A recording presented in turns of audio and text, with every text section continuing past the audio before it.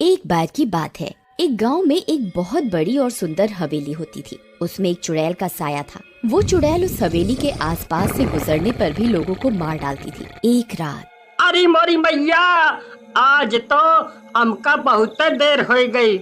उसी मनहूस हवेली के पास से गुजरे का पड़ी।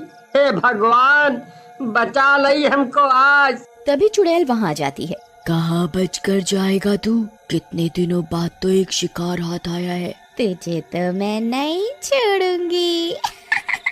ऐसा कहकर चुड़ैल उस गांव वाले को हवेली के अंदर ले जाती है और मार डालती है। कुछ दिनों बाद उसी गांव में एक फिल्म का बहुत बड़ा डायरेक्टर आता है। उसके साथ गांव के सरपंच भी होते हैं। डायरेक्टर उस हवेली को देखता है। अरे वाह, क्या हवेली है, क्या लोकेशन है, वाह वाह, मजा आ गया। अगर मैं यहाँ पर अपना ही अलग बिग बॉस बनाऊं तो मजा ही आ जाएगा। लोग फलमान ज्ञान वाले बिग बॉस को भूल जाएंगे। लो लो लो लो। उसकी ये बातें सुनकर सरपंच काफी डर जाते हैं। अबू जी, आप बात तो अच्छी करा थो, लेकिन जगह गलत चुना थो। ये हवेली शापित है, इसमें चुड़ैल का वास है। जो भी यहाँ रहे थे या यहाँ से आवत जात है, चुड़ैल उसको मार डालत है।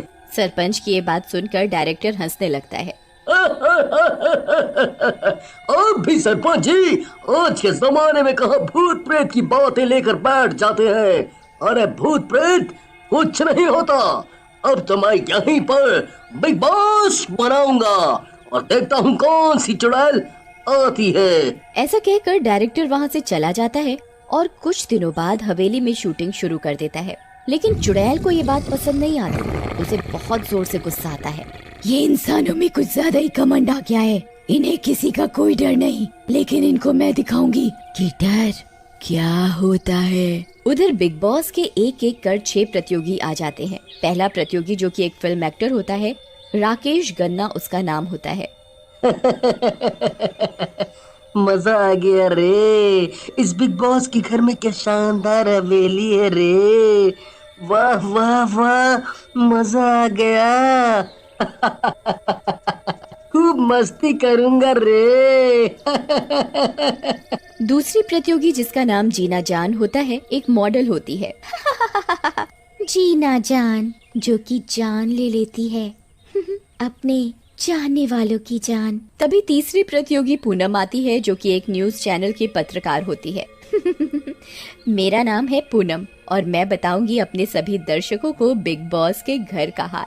ऐसा कर कर के बिग बॉस के बाकी तीनों बचे हुए प्रतियोगी भी आ जाते हैं। उनके नाम गुड्डू रंगीला और स्वामी छुट्टन होते हैं। स्वामी छुट्टन एक तांत्रिक होता है। तांत्रिक छुट्टन जैसे ही बिग बॉस के घर में घुसता है, उसे कुछ शक होता है। ये इस घर से कुछ अनजान तरंगे उठ रही हैं। ये घर कुछ ठीक नहीं लग रहा, लेकिन चलो देखते हैं आगे क्या होगा। सब लोग एक हॉल में जमा हो जाते हैं और राकेश गन्ना बोलता है। तो दोस्तों, आज हम सारे एक हफ्ते के लिए इस बिग बॉस के घर में बंद है रे।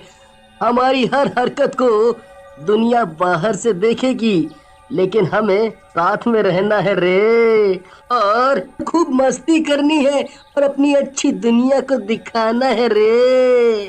ओ गन्ना भाई, आपको तो आसाराम बापू बन जाना चाहिए। आप बढ़िया प्रवचन करते हो। अबे हम यहाँ जीतना आए हैं, ना कि साथ रहने, ठीक है? अभी अपन तो चले सोने को, तुम बना दोस्ती। चल रंगीला। ऐसा कहकर गुड्डू और रंगीला वहाँ से हंसते हुए चले जाते हैं। हे अल्लाह, क्या बंदे हैं, बात करने की भी तमीज नहीं है। पता नहीं बिग बॉस का स्टैंडर्ड कितना गिर गया है, जो ऐसे जोकरों को ले लिया है। मुझे पता होता तो मैं यहाँ कभी नहीं आती। This show not up to my standard. Madam, अब ये आपके स्टैंडर्ड का हो ना हो, लेकिन एक हफ्ते तक तो रहना यहीं पड़ेगा रे। राकेश खन्ना की बात पर सभी लोग हंसने लग जाते हैं। तभी बिग बॉस की आवाज हवेली में गूंजने लगती है। बिग बॉस चाहते हैं कि जीना जान हवेली के एक अकेले कमरे में शिफ्ट हो जाए और 2 दिन वहीं पर रहें। चलो ये अच्छा हुआ कि मुझे इन टुच्चे लोगों से दूर रहने को मिल गया। These guys have no standard. Thanks big boss. ऐसा कहकर जीना जान वहाँ से चली जाती है, लेकिन पूनम को उसकी बात पर गुस्सा आ जाता है। ये कल की फ्लॉप हीरोइन अपने आप को पता नहीं क्या समझती है। अगली बार इसने कुछ भी बदतमीजी की तो मैं इसकी जान ले लूंगी, वो भी लाइव कैमरे के आगे। नकचढ़ी कहीं की। शांत रहो पूनम जी, कुछ लोग ऐसे ही होते हैं। ये सब चुड़ैल चुप कर देख रही होती है। मजा आ गया, शिकार तो खुद ही आ रहा है शिकंजे में। उधर जीना जान अपने कमरे में चली जाती है और रात में जब वो सो रही होती है तभी चुड़ैल उसके ऊपर आकर के बैठ जाती है। जीना, ओ जीना, जरा अपनी आंखें तो खोलो। जीना जैसे ही अपनी आंखें खोलती है उसकी जान निकल जाती है। कौन हो तुम? ये क्या मजाक है? मैं अभी तुम्हारी कंप्लेंट बिग बॉस से करती हूँ और मेरे ऊपर से उठो। दुनिया तुम्हें लाइव कैमरे पर देख रही है। एक तो मेरे घर में मेरी मर्जी के बिना आते हो और ऊपर से बिग बॉस की धमकी। तेरे को तो मैं जिंदा नहीं छोड़ूंगी। और रही बात कैमरे की, वो तो मेरी मर्जी के बिना चल भी नहीं सकते। ऐसा कहकर चुड़ैल जीना जान को मारकर उसका खून पीने लगती है। मानना पड़ेगा, छोकरी का खून वाकई गर्म था। एक तो गई, बाकी रह गए 5। इसके बाद चुड़ैल वहाँ से गायब हो जाती है। अगले दिन सुबह फिर से वो पांचों हॉल में इकट्ठे होते हैं। ओ गन्ना भाई, अपन उस दिन वाली बात के लिए आपसे सॉरी बोलता हूँ। अपन ने आपको कुछ ज्यादा ही बोल दिया। अरे माफ कर देने का अपन को। हाँ? अरे कोई बात नहीं, ये सब तो होता रहता है रे। तभी रंगीला बोलता है, आज जीना जान जी नहीं आई, अब तक तो सुबह हो गई है। अब तो रंगीले, ज्यादा दांत दिखाने का नहीं, वो हीरोइन लोग है, लेट ही उठती है। वैसे तेरे बहुत दांत निकलते हैं उसका नाम लेने पर। हाँ क्या बात है, सेटिंग वेटिंग का चक्कर तो नहीं चला रहा? क्या गुड्डू भाई आप भी ना? उसी रात रंगीला, लगता है सब सो गए हैं, क्यों ना जीना जान के कमरे में जाके अपने दिल की बात कह दूं।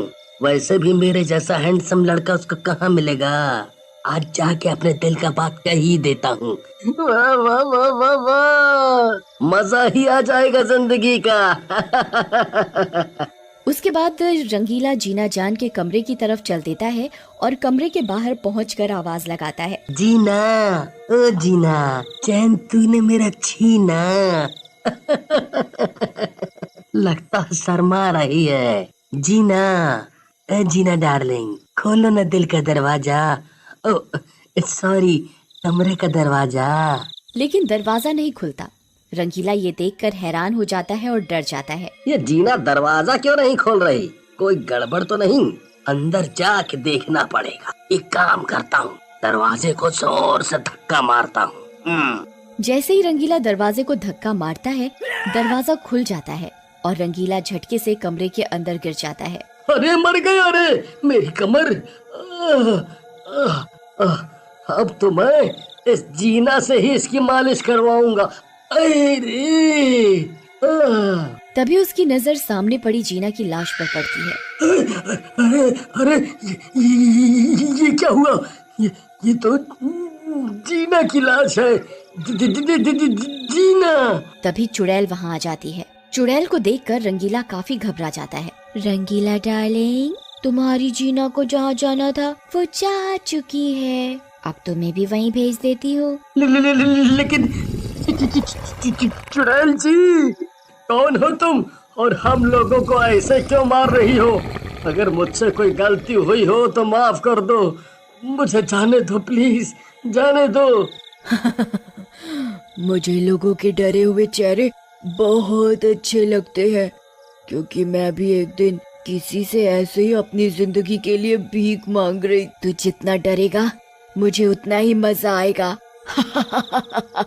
ऐसा कहकर चुड़ैल हंसते हंसते एकदम से चुप हो जाती है और रंगीला की गर्दन उखाड़ देती है और खून पीने लगती है। मजा आ गया, क्या गरम खून है। आशिक बनने चला था, मार दूंगी इन सबको और उस दुष्ट को भी जिसकी वजह से मेरा ये हाल हुआ है। अगर आपको इसका अगला भाग देखना है तो कमेंट करके जरूर बताएं।